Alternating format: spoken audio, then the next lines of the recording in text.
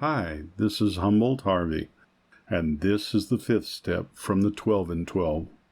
Admitted to God, to ourselves, and to another human being the exact nature of our wrongs. All of AA's 12 steps ask us to go contrary to our natural desires. They all deflate our egos. When it comes to ego deflation, few steps are harder to take than 5. But scarcely any step is more necessary to long-time sobriety and peace of mind than this one. AA experience has taught us we cannot live alone with our pressing problems and the character defects which cause or aggravate them. If we have swept the searchlight of Step 4 back and forth over our careers, and it has revealed in stark relief those experiences we'd rather not remember, if we have come to know how wrong thinking and action have hurt us and others, then the need to quit living by ourselves with those tormenting ghosts of yesterday gets more urgent than ever. We have to talk to somebody about them. So intense, though, is our fear and reluctance to do this, that many AAs at first try to bypass Step 5. We search for an easier way, which usually consists of the general and fairly painless admission that when drinking we were sometimes bad actors. Then, for good measure, we add dramatic descriptions of that part of our drinking behavior which our friends probably know about anyhow. But of the things which really bother and burn us, we say nothing. Certainly distressing or humiliating memories, we tell ourselves, ought not to be shared with anyone. These will remain our secret. Not a soul must ever know. We hope they'll go to the grave with us. Yet if AA's experience mean anything at all, this is not only unwise, but is actually a perilous resolve. Few muddled attitudes have caused us more trouble than holding back on Step 5. Some people are unable to stay sober at all. Others will relapse periodically until they really clean house. Even AA old-timers, sober for years, often pay dearly for skimping this step. They will tell how they tried to carry the load alone, how much they suffered of irritability, anxiety, remorse, and depression, and how unconsciously seeking relief, they would sometimes accuse even their best friends of the very character defects they themselves were trying to conceal. They always discovered that relief never came by confessing the sins of other people. Everybody had to confess his own. This practice of admitting one's defects to another person is, of course, very ancient. It has been validated in every century, and it characterizes the lives of all spiritually centered and truly religious people. But today religion is by no means the sole advocate of this saving principle. Psychiatrists and psychologists point out the deep need every human being has for practical insight and knowledge of his own personality flaws, and for a discussion of them with an understanding and trustworthy person. So far as alcoholics are concerned, AA would go even further. Most of us would declare that without a fearless admission of our defects to another human being, we could not stay sober. It seems plain that the grace of God will not enter to expel our destructive obsessions until we are willing to try this. What are we likely to receive from Step 5? For one thing, we shall get rid of that terrible sense of isolation we've always had. Almost without exception, alcoholics are tortured by loneliness. Even before our drinking got bad and people began to cut us off, nearly all of us suffered the feeling that we didn't quite belong. Either we were shy and dared not draw near others, or we were apt to be noisy goodfellows, craving attention and companionship, but never getting it, at least to our way of thinking. There was always that mysterious barrier we could neither surmount nor understand. It was as if we were actors on a stage, suddenly realizing that we did not know a single line of our parts. That's one reason we loved alcohol too well. It did let us act extemporaneously, but even Bacchus boomeranged on us. We were finally struck down and left in terrified loneliness. When we reached AA, and for the first time in our lives stood among people who seemed to understand, the sense of belonging was tremendously exciting. We thought the isolation problem had been solved, but we soon discovered that while we weren't alone anymore in a social sense, we still suffered many of the old pangs of anxious apartness. Until we had talked with complete candor of our conflicts, and had listened to someone else do the same thing, we still didn't belong. Step 5 was the answer. It was the beginning of a true kinship with man and God. This vital step was also the means by which we began to get the feeling that we could be forgiven, no matter what we thought or done. Often it was while working on this step with our sponsors or spiritual advisors that we first felt truly able to forgive others, no matter how deeply we felt they had wronged us. Our moral inventory had persuaded us that all-around forgiveness was desirable, but it was only when we resolutely tackled Step 5 that we inwardly knew we'd be able to receive forgiveness and give it too. Another great dividend we may expect from confiding our defects to another human being is humility, a word often misunderstood. To those who have made progress in AA, it amounts to a clear recognition of what and who we really are, followed by a sincere attempt to become what we could be. Therefore, our first practice move towards humility must consist of recognizing our deficiencies. No defect can be corrected unless we clearly see what it is. But we shall have to do more than see. The objective look at ourselves we achieved in Step 4 was, after all, only a look. All of us saw, for example, that we lacked honesty and tolerance, that we were beset at times by attacks of self-pity or delusions of personal grandeur. But while this was a humiliating experience, it didn't necessarily mean that we had yet acquired much actual humility. Though now recognized, our defects were still there.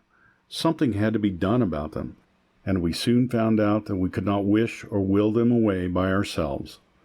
More realism, and therefore more honesty about ourselves, are the great gains we make under the influence of Step 5.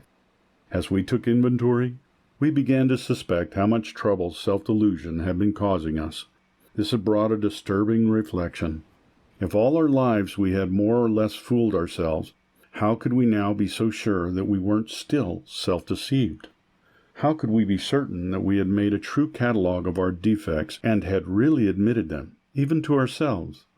Because we were still bothered by fear, self-pity, and hurt feelings, it was probable we couldn't appraise ourselves fairly at all. Too much guilt and remorse might cause us to dramatize our shortcomings.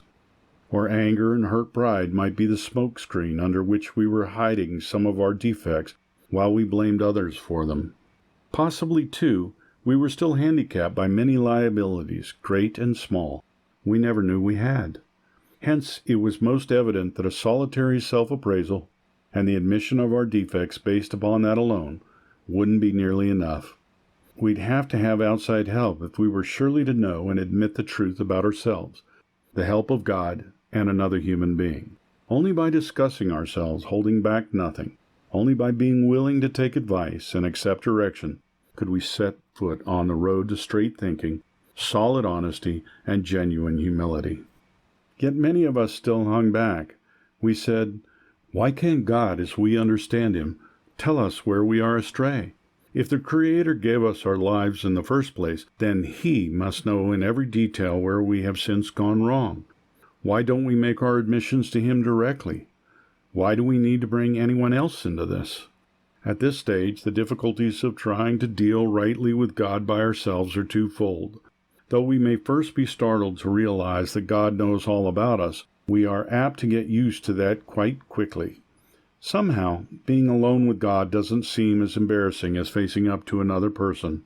Until we actually sit down and talk aloud about what we have so long hidden, our willingness to clean house is still largely theoretical. When we are honest with another person, it confirms that we have been honest with ourselves and with God. The second difficulty is this: what comes to us alone may be garbled by our own rationalization and wishful thinking. The benefit of talking to another person is that we can get his direct comment and counsel on our situation, and there can be no doubt in our minds what that advice is. Going it alone in spiritual matters is dangerous. How many times have we heard well-intentioned people claim the guidance of God when it was all too plain that they were sorely mistaken? Lacking both practice and humility, they had deluded themselves and were able to justify the most errant nonsense on the ground that this was what God had told them. It is worth noting that people of high spiritual development almost always insist on checking with friends or spiritual advisors the guidance they feel they have received from God. Surely, then, a novice ought not to lay himself open to the chance of making foolish, perhaps tragic, blunders in this fashion. While the comment or advice of others may be by no means infallible, It is likely to be far more specific than any direct guidance we may receive while we are still so inexperienced in establishing contact with a power greater than ourselves. Our next problem will be to discover the person in whom we are to confide. Here we ought to take much care, remembering that prudence is a virtue which carries a high rating. Perhaps we shall need to share with this person facts about ourselves which no others ought to know. We shall want to speak with someone who is experienced, who not only has stayed dry but has been able to surmount other serious difficulties perhaps like our own. This person may turn out to be one's sponsor, but not necessarily so. If you have developed a high confidence in him, and his temperament and problems are close to your own, then such a choice will be good. Besides, your sponsor already has the advantage of knowing something about your case. Perhaps, though, your relation to him is such you would care to reveal only a part of your story. If this is the situation, by all means do so, for you ought to make a beginning as soon as you can. It may turn out, however, that you'll choose someone else for the more difficult and deeper revelations. This individual may be entirely outside of AA. For example, your clergyman or your doctor. For some of us, a complete stranger may prove the best bet. The real tests of the situation are your own willingness to confide and your full confidence in the one with whom you share your first accurate self-survey. Even when you've found the person, it frequently takes resolution to approach him or her.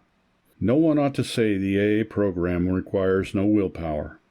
Here's the one place you may require all you've got. Happily, though, the chances are that you will be in for a very pleasant surprise.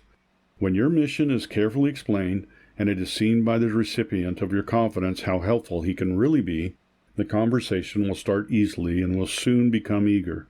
Before long, your listener may well tell a story or two about himself which will place you even more at ease. Provided you hold back nothing, your sense of relief will mount from minute to minute. The dammed-up emotion of years break out of their confinement and miraculously vanish as soon as they are exposed.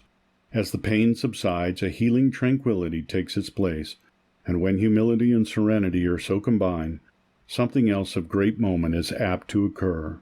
Many in AA, once agnostic or atheistic, tells us that it is during this stage of step 5 that he first actually felt the presence of God. And even those who had faith already often become conscious of God as they never were before. This feeling of being at one with God and man, this emerging from isolation through the open and honest sharing of our terrible burden of guilt, brings us to a resting place where we may prepare ourselves for the following steps towards a full and meaningful sobriety.